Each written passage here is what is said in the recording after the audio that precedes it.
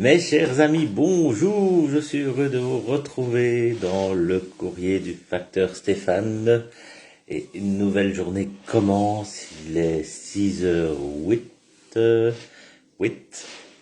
et nous sommes le jeudi, je ne sais plus combien on est. Jeudi 24 avril, et nous fêtons les fidèles. Bonne fête à tous les fidèles. Voilà.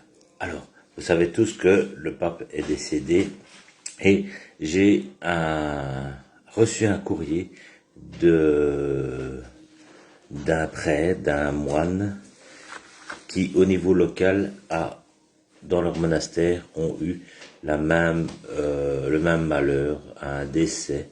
Donc c'est un courrier de l'abbé Résina du célèbre monastère de Cloche dans les Gorges du Bachelard en Haute-Alpes-Provence.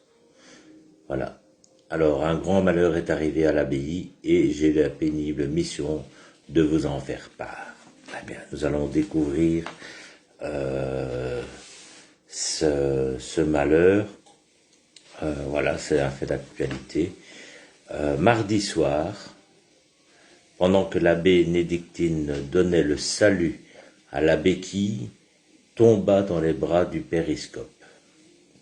Les révérends pères, en perdant la béquille, perdaient leur seul soutien. Un seul restait joyeux, le perfide. Quant à la bêtise, il n'y comprenait rien.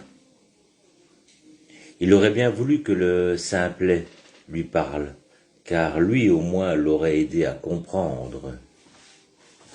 On alla alors chercher le père Manganaté et le père Itoine, les deux médecins de l'abbaye. Ils pensèrent réanimer le malheureux, mais leurs efforts furent en vain. Le lendemain fut donc célébré son enterrement.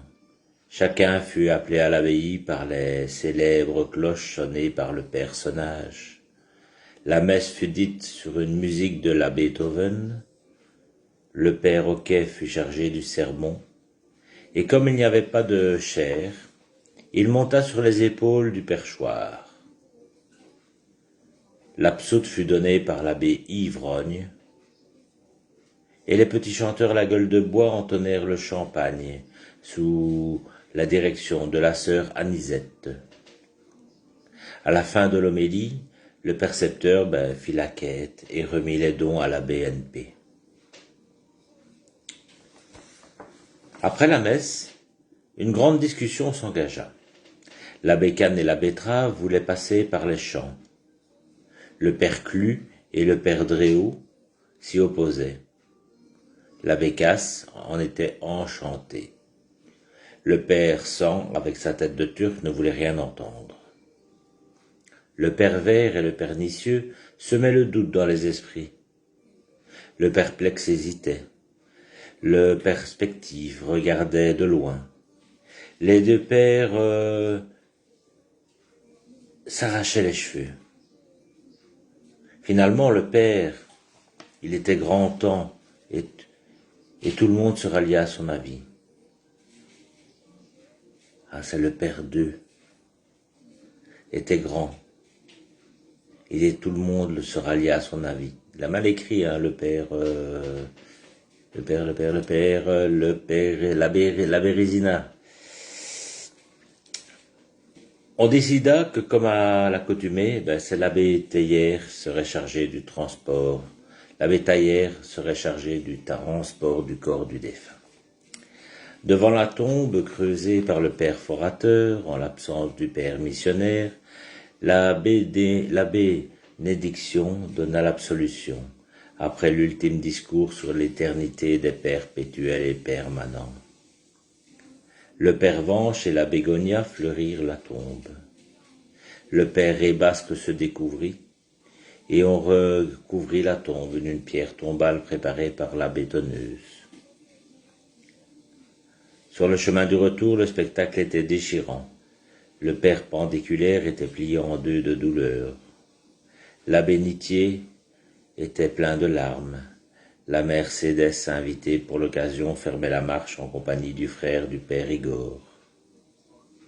Enfin, le perdu que l'on cherchait fut retrouvé.